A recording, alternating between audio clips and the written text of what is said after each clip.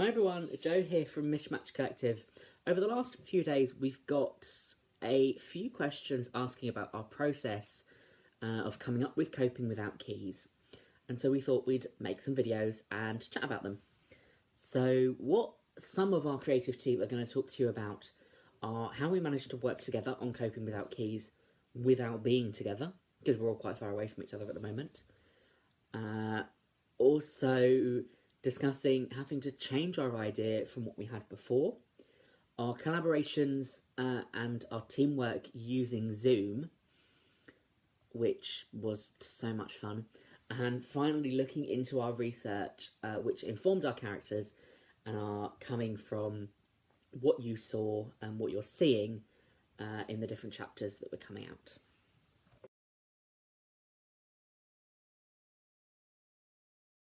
Before lockdown began, we were supposed to be creating a piece of theatre that was going to be performed in a theatre space in Birmingham. However, once lockdown began and we ended up on different corners of the UK, it just wasn't going to be possible. So the brief changed to be creating a piece of theatre that could be accessed online. This was quite scary because none of us have ever tried to do this or know much about it, so we had to do some research. We looked into a lot of theatre companies that have already taken the plunge into online theatre and have been creating podcasts throughout lockdown. This inspired us to create a piece based on lockdown. Since Mismatched main aim was to create stories that were engaging and interesting and relatable, we thought what better way to do that than to kick off our first project being about what everybody's experiencing right now. Why we decided to do spoken word stories was because at this initial stage we discussed what skills we had and what things we were interested in. And so, for example, for me personally, I'm really interested in poetry and spoken word, and the style that we decided, spoken word monologues or stories, is very heavily influenced by Kate Tempest and George the Poet's Grenfell spoken word, which are two things that I really, really love. And the reason why spoken word's so great is that you can tell these stories in such an amazing way. They have such power. Spoken word has such power, and these stories of these people that we're talking about are so powerful that they just marry together really well.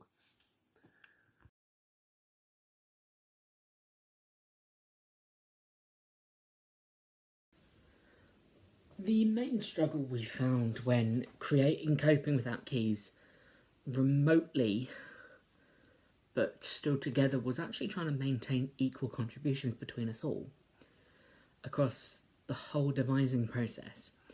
If we'd been working in person, we would have been working together in a room for about 4 to 6 hours, 4 days a week. So that's easier to work together. You're in that space, you can bounce off each other, you've got the energy that's in that room. But it's not practical to try and mimic this style when you're working online. And we had to try and move around this issue and find ways to create the theatre whilst not being in the same room.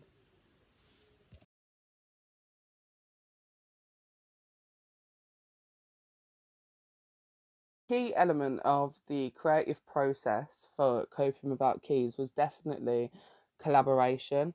And how we got that collaboration to work so effectively was teamwork. So we would all start off, we'd have individual roles and we'd all go off and do our own things, so either research or writing, so stuff like that. And then we would come back with all of those ideas that we had done individually and sort of chip away at them and build them back together, sort of, as a group collaboratively. And that was really, that really aided the creation of the project given the circumstances. So it was sort of like all of the characters are informed by all of the group, so they were built together, although we were all working from complete different places around the country.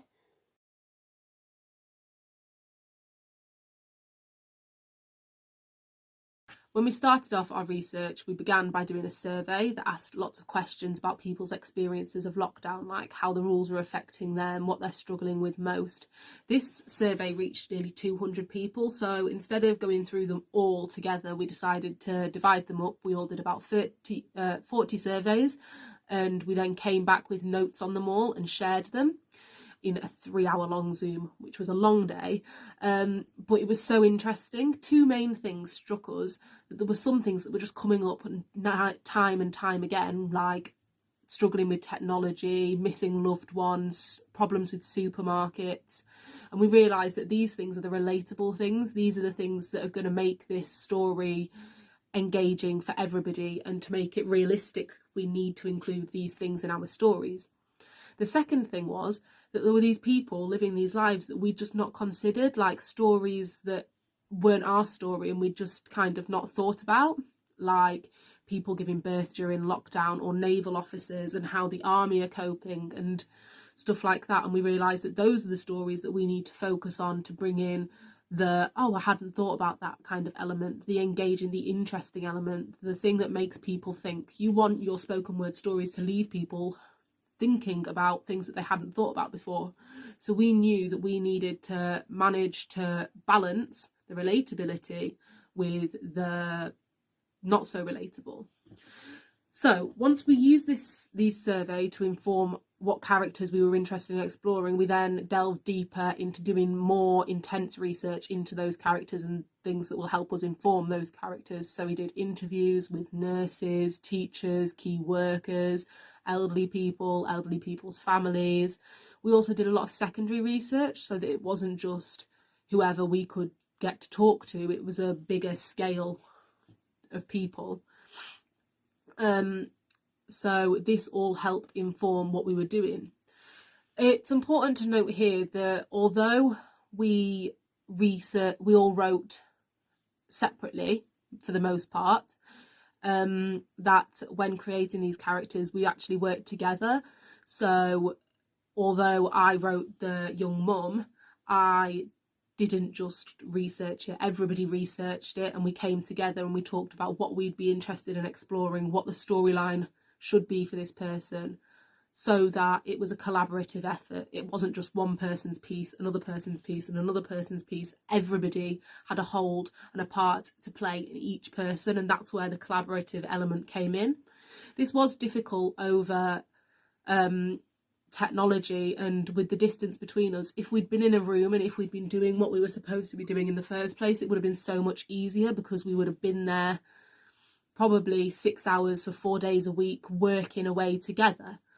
And that is so much easier than having to do it this way. We'd go off and do our research, come back, edit, discuss together, and that is probably the core part of our working process.